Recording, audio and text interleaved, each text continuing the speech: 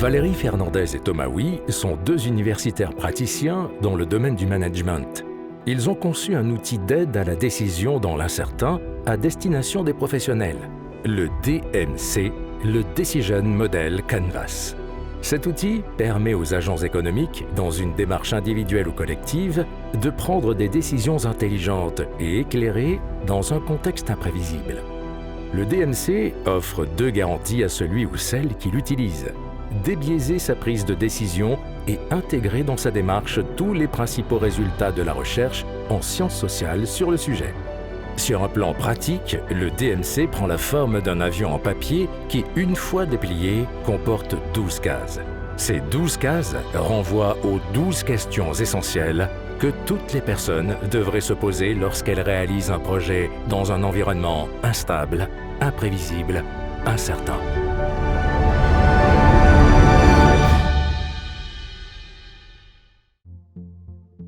Dans cette série de vidéos, nous partons à la découverte de chacune de ces 12 cases pour vous expliquer comment utiliser le DMC.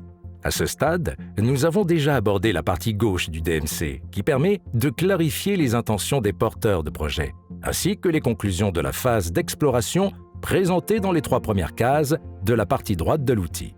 Parmi ces résultats, nous avons proposé des changements sur le projet, changements dont nous avons analysé les bénéfices et les risques potentiels dans la 10e case. Valérie, Thomas, pouvez-vous maintenant nous dire où se situe la 11e case et quel sujet aborde-t-elle ? La 11e case est ici. La question qui vous est posée dans cette case est très directe. Vous devez nous dire si vous décidez de continuer votre projet ou si vous choisissez de l'arrêter. Nous rappelons que dans la case précédente, vous avez fait une analyse bénéfices-risques des changements à apporter sur votre projet. Si vous estimez que les risques sont trop élevés relativement aux bénéfices espérés, alors il faut arrêter le projet. Si au contraire, vous pensez que les bénéfices espérés sont supérieurs aux risques, alors il faut continuer le projet. Ça vous semble peut-être étrange ou extrême que l'une des options qu'on vous propose, c'est de mettre un terme à votre projet. Mais il est vraiment important de se laisser la possibilité d'arrêter votre projet si vous estimez qu'il vous conduit dans le mur.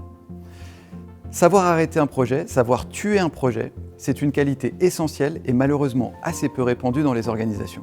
On observe généralement que les managers ne réussissent pas à tuer les projets parce que souvent, ils n'y ont pas intérêt. Culturellement, et sur aussi le plan des incitations organisationnelles, les entreprises commettent une double erreur. Elles valorisent la persévérance des managers et elles célèbrent leur victoire. Du coup, elles créent une incitation pour les managers à toujours continuer, même si tout leur dit manifestement d'arrêter. La conséquence est à la fois simple et grave. La persévérance recherchée par les entreprises se transforme souvent en obstination. Je précise qu'on ne vous dit pas de ne pas célébrer vos victoires. On vous dit simplement de célébrer toutes les initiatives, qu'elles conduisent au succès ou aux échecs. En célébrant uniquement les victoires, vous risquez de stigmatiser les échecs. Vous créez donc une incitation à ne jamais arrêter les projets pour ne pas avoir à les déclarer comme des échecs. Vous développez donc au sein de vos équipes une prédisposition à l'entêtement et à l'obstination. Le DMC est très clair à ce sujet. Avec la 11e case, nous vous demandons de décider d'arrêter le projet ou de le continuer sur des bases rationnelles, c'est-à-dire après un examen approfondi des bénéfices espérés et des risques de votre projet. Ce qui sépare la persévérance de l'obstination, c'est la raison. Persévérer, c'est faire preuve d'abnégation en fondant ses décisions sur des bases rationnelles. S'obstiner en revanche, c'est faire preuve d'aveuglement en laissant l'émotion guider ses choix. Dans cette case, il faut donc décider si on continue ou si on arrête son projet. Mais comment savoir quelle décision est la bonne ? Le DMC n'est pas un outil d'évaluation financière. On ne vous demande donc pas de calculer des ratios financiers sur votre projet pour statuer sur l'intérêt de le continuer ou de l'arrêter. Nous vous demandons seulement de confronter en conscience les risques et les bénéfices de votre projet pour conclure et dire si vous estimez rationnel de continuer le projet ou si vous pensez au contraire qu'il est plus raisonnable de l'arrêter. Alors concrètement, pour ceux qui connaissent les méthodes d'analyse financière, on ne vous demande pas d'objectiver les risques et les bénéfices en faisant des calculs de cash flow, par exemple à travers la valeur actualisée nette ou le taux de rentabilité interne. Le DMC ne s'inscrit pas dans ce schéma de pilotage de projet, encore une fois. Il vise à vous accompagner dans un processus de réflexion qui débiaise vos analyses et enrichit, pas à pas, la conception de votre projet. Mais si à cette étape, vous avez des compétences comptables et si vous voulez absolument vous lancer dans une évaluation financière de votre projet, alors nous vous déconseillons de retenir la VAN ou le TRI comme métrique d'évaluation. Parce que dans un environnement incertain, ces deux ratios perdent de leur sens car ils postulent une connaissance des flux de trésorerie associés au projet. Or, l'incertitude rend caduque l'anticipation des cash flows à venir, même en y associant des calculs de probabilité. Quant au choix d'un taux d'actualisation, il reste lui aussi très subjectif et très discutable. Alors, pour résumer, dans un environnement incertain, ces ratios, comme la VAN, le TRI, ne donnent qu'une illusion de rationalité. Si vous voulez vous lancer dans un exercice d'évaluation financière, nous vous conseillons d'évaluer votre projet avec la méthode de l'analyse des options réelles. Contrairement aux méthodes traditionnelles d'évaluation de projets comme la VAN ou le TRI, cette méthode vous permet de prendre en considération les effets d'une gestion active de votre projet au cours du temps. Autrement dit, cette méthode intègre des réponses aux événements auxquels vous aurez à faire face tout au long de la maturation de votre projet. Et ce qui est beaucoup plus pertinent dans un projet qui évolue dans l'incertain.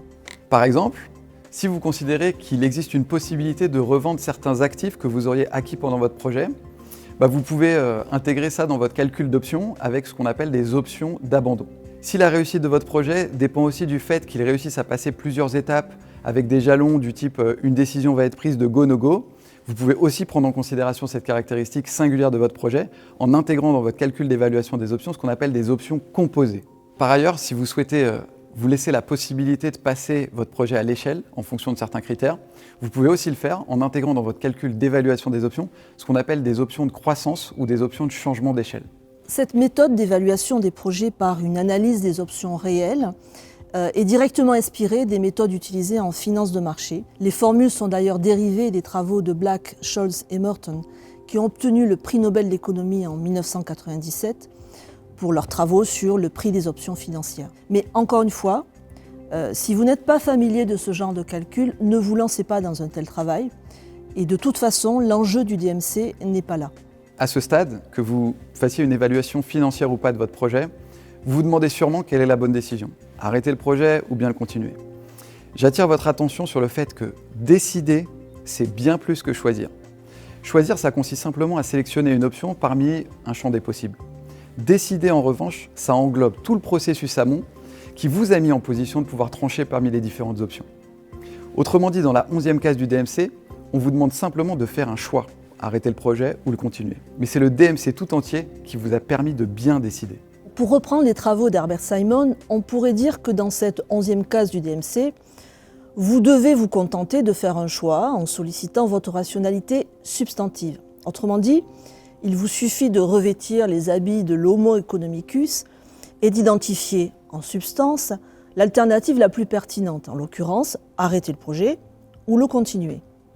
Sauf que, pour être certain de prendre la bonne décision concernant votre projet, il faut que vous considériez l'usage que vous avez fait du DMC tout entier. Et vous vous apercevrez que la rationalité dont vous avez fait preuve n'est pas substantive, mais qu'elle est, et heureusement, procédurale, pour reprendre les termes de Simon.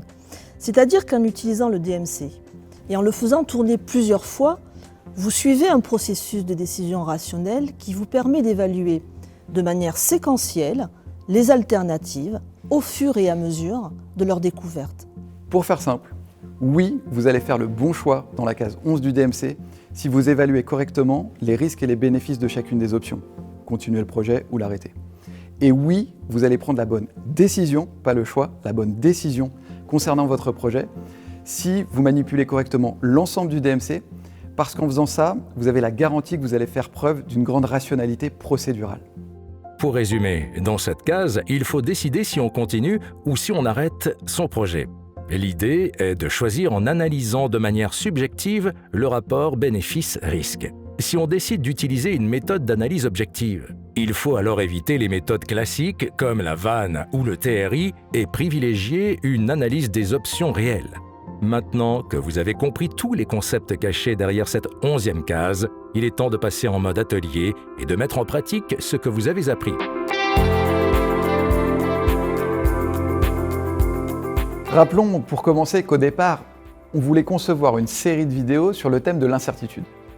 Nos 2 explorations nous ont permis de prendre conscience de beaucoup d'informations jusque-là inconnues pour nous. On a donc décidé de modifier notre projet. On ne va plus concevoir simplement une série de vidéos sur l'incertitude à destination des professionnels, mais on va produire un outil d'aide à la décision dans l'incertain pour les praticiens. Les vidéos seront simplement des tutoriels qui serviront à éclairer l'usage de l'outil. Par ailleurs, on va penser les vidéos pour pouvoir les transformer facilement en podcast. Nos contenus seront diffusés avec une stratégie omnicanale. Et le contenu sera pluridisciplinaire pour offrir une solution aux praticiens qui envisagent la prise de la décision dans l'incertain de manière holistique. Dans la 10e case du DMC, nous avons vu que ces changements nous faisaient prendre le risque de dépasser notre budget. Ils présentent également un risque supérieur d'exécution, car la conception d'un outil d'aide à la décision renvoie à un niveau d'exigence et de maîtrise plus élevé que la simple production de vidéos. En revanche, les bénéfices sont significatifs.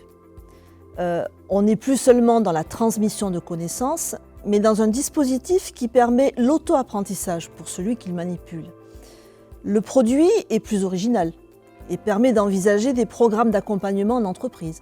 Nous en arrivons donc à la 11e case du DMC et on doit maintenant se poser la question suivante. Compte tenu des risques et des bénéfices attendus de ces changements sur le projet, est-ce qu'on pense qu'il est raisonnable de continuer ? Alors, nous n'avons pas d'estimation comptable nous permettant d'évaluer objectivement ces risques et ces bénéfices. Mais comme nous l'avons vu, ce n'est pas indispensable. Dans notre cas, comme dans beaucoup d'autres cas d'ailleurs, les hypothèses qu'il faudrait poser pour approcher la valeur de notre nouveau projet avec la méthode des options réelles seraient si fortes qu'une décision fondée simplement sur notre analyse personnelle et factuelle vaut franchement tout autant. Et cette analyse nous suggère de continuer. Les risques peuvent être maîtrisés, le budget peut être tenu car nous saurons développer seuls les nouvelles fonctionnalités du produit sans recourir à des prestataires. On pense aussi que les risques d'exécution sont faibles, car les vidéos auxquelles nous avions initialement pensé prenaient déjà la forme de recommandations adressées aux praticiens. Il s'agit donc pour nous de pousser notre réflexion pour articuler ces recommandations en les liant les unes aux autres sur un plan logique, afin d'en faire un outil qui aide à ordonner les schémas de réflexion. Comparé aux bénéfices significatifs qu'apportent ces changements dans le projet, il est certain qu'il nous faut poursuivre. Écrivons-le dans le DMC. Ici, on a fait preuve d'un raisonnement rationnel. On est donc bien dans la persévérance et pas dans l'obstination. À ce stade, nous savons que nous allons devoir encore apprendre beaucoup de choses sur cette nouvelle version du projet. La boîte noire qui est devant nous, si on l'a un peu éclairée, elle est encore quand même bien sombre. Et pour le dire avec les mots de Herbert Simon, on doit conserver une rationalité procédurale pour apprendre encore davantage de choses sur notre projet, encore davantage de choses sur nous et encore davantage de choses sur l'environnement qui entoure notre projet. Et pour cela, nous allons devoir faire tourner le DMC plusieurs fois jusqu'à ce que la boîte noire devant nous soit suffisamment éclairée pour que nous puissions agir dans un environnement qui soit moins incertain. Voilà qui clôt cet épisode sur la 11e case du DMC, la case « Stop ou encore ». Dans le prochain et dernier épisode, nous aborderons en détail la 12e case dédiée aux nouveaux objectifs de votre projet et aux nouvelles certitudes autour de votre projet. Ce dernier épisode sera aussi l'occasion de revenir sur toutes les cases du DMC et d'en résumer son utilisation.